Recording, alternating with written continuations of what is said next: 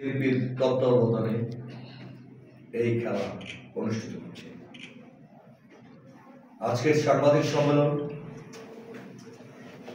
Host জেলা হিসাবে পিরোজপুর জেলা বিএনপি সকল কার্যক্রম মনিটরিং করছে। এই সাংবাদিক সম্মেলনে আমাদের সাথে উপস্থিত রয়েছেন জেলা বিএনপির সম্মানিত সদস্য সচিব গাজী ওয়াহিদুজ্জামান লাবলু, উপস্থিত রয়েছেন জেলা বিএনপির জয়েন্ট কনভেনর জনাব শেখ রিয়াজউদ্দিন রানা, উপস্থিত রয়েছেন জেলা বিএনপির সিনিয়র সদস্য অর্থাৎ ১ নম্বর সদস্য আইনজীবী ফোরামের সম্মানিত সাধারণ সম্পাদক জিপি অ্যাডভোকেট আবুল কালাম এবং জেলা বিএনপির নেতৃবৃন্দ, সাথে রয়েছেন দুজন ক্রীড়া বিশেষজ্ঞ, জেলা বিএনপির সকল ক্রীড়া কর্মকর্তা সহায়তা করেন মির্জা জহুরুল হক, লিটন খান সহ আমাদের জেলা বিএনপি নেতৃত্ব। প্রিয় ভাইয়া, জিয়া ক্রিকেট টুর্নামেন্ট T20 খেলা একদিনের খেলা। বরিশাল বিভাগের সমস্ত খেলোয়াড় জড়ো করে দুটি টিমে ভাগ করে এই খেলা অনুষ্ঠিত। এই খেলার মূল কারণটি হল এদেশের ক্রীড়া অঙ্গনকে সমৃদ্ধ করা এবং বাংলাদেশের মাদক মুক্ত, সন্ত্রাস মুক্ত, কিশোর গ্যাং মুক্ত একটি যুব সমাজ, ছাত্র সমাজ তৈরি করার লক্ষ্যে তাদেরকে মাঠে ফিরিয়ে আনা। এই কারণে আমাদের এই ক্রীড়া অনুষ্ঠানের মূল চিন্তা চেতনা।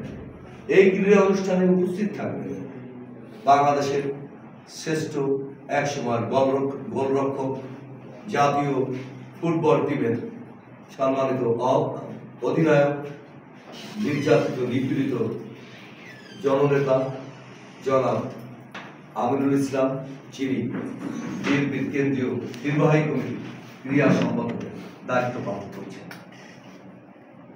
বাংলাদেশের প্রথম সেঞ্চুরিয়ান, ক্রিকেট অঙ্গনের উজ্জ্বল নক্ষত্র মেহরাব হোসেন অপি এই ক্রীড়া অনুষ্ঠানে উপস্থিত থাকবেন।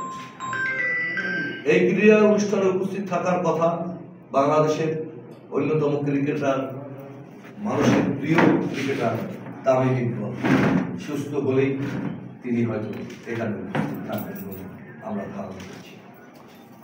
আমরা বিশ্বাস করি এই জাতীয় ক্রিকেট অনুষ্ঠানের মধ্যে বিগত পতিত সরকার, আওয়ামী লীগের লুটেরা সরকার, সন্ত্রাসের সরকার যেভাবে কিশোর এবং মেধাবীদের নষ্ট করে দিয়ে একটি নষ্ট জাতি তৈরি করতে চেয়েছে তাদের লুটপাটের সুবিধা, সেইখান থেকে ফিরিয়ে আনার জন্য এই কাজটি আমরা অর্থাৎ বিএনপি এই কার্যক্রম পরিচালনা করছে।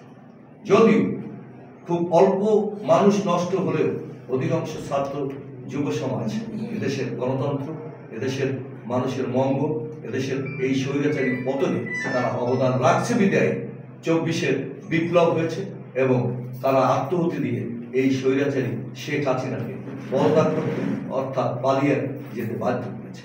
সেই সমস্ত শহীদের রুহের মাগফিরাত কামনা করছি।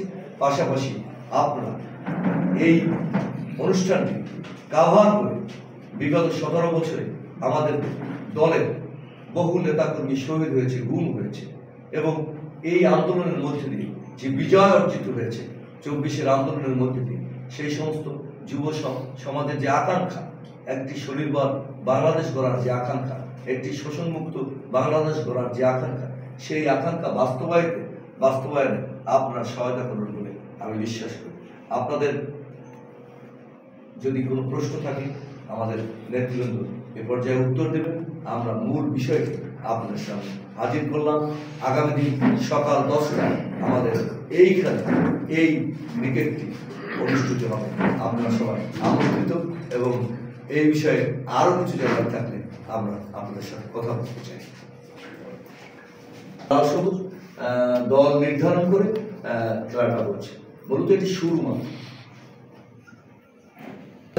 মিডিয়ার ব্যাপারে খেলার সংশ্লিষ্ট বিষয়ে আপনাদেরকে সহায়তা করবেন লিটন খান, উনি ক্রীড়া ব্যক্তিত্ব, এবং এর সাথে শুভ্র কামরুজ্জামান শুভ্র, এরা দুজন আপনাদের মিডিয়ায় সহায়তা করবেন।